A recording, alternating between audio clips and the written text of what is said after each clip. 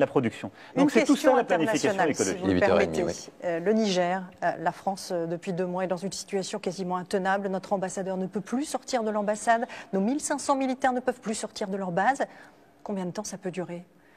Écoutez, d'abord nous sommes au Niger parce qu'à la demande des pays de la région, nous avons été lutter contre le terrorisme. Et quand je vous parle aujourd'hui de cette question, je pense à tous nos soldats qui sont morts au Sahel pour la paix de cette région et pour lutter contre le terrorisme. Nous avons été à la demande du Burkina Faso, du Mali, du Niger sur leur sol pour mener cette guerre. Et Barkhane, cette opération militaire, est un succès. Parce que sans celle-ci, la plupart de ces pays auraient déjà été pris par des califats territoriaux et des djihadistes. Ils nous ont demandé de partir depuis. Non, mais ces pays ont été frappés par des coups d'État. Est-ce que c'est la faute de nos militaires ou de la France? Non. Il n'y a plus de France-Afrique. Donc quand il y a des coups d'État, nous, on n'interfère pas dans la vie politique des pays. Ça veut dire qu'on ne reste pas là-bas. Mais j'ai eu cet après-midi le président Bazoum. Parce que la seule autorité légitime du Niger, c'est le président Bazoum qui a été élu par son peuple. Et qui est détenu. Et qui aujourd'hui est détenu en otage et est l'objet de ce coup d'État, parce qu'il menait des réformes courageuses et parce qu'il y a, au fond, des règlements de compte largement ethniques et beaucoup de lâcheté politique. Je l'ai dit au président Bazoum. Et donc, la France a décidé de ramener son ambassadeur. Et donc, dans les prochaines heures, notre ambassadeur, avec plusieurs diplomates, rentreront en France.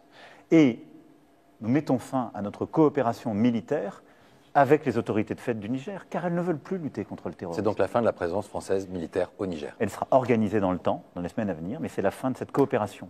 Parce que nous ne sommes pas là pour participer à la vie politique, pour être les otages en quelque sorte de putschistes, mais je vais être très clair.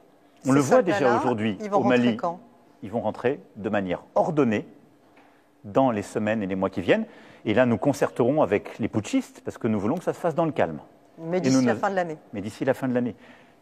Nous continuerons d'accompagner le continent africain pour lutter contre le terrorisme. Ça veut dire que si on part, mais ça veut nous pas ne dire le qu'on ne faisons reviendra pas. Mais nous ne le faisons que si c'est à la demande des pouvoirs démocratiquement élus et des autorités régionales. Fin 2023, il n'y aura plus de militaires français au Niger. Au Niger, tout à fait. Par contre, nous continuerons d'être engagés partout où les États africains nous demandent de la coopération, mais avec un agenda clair.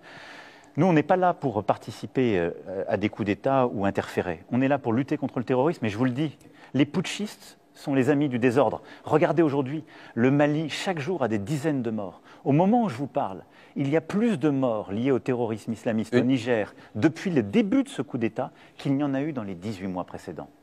Et donc, moi, je suis très inquiet par cette région.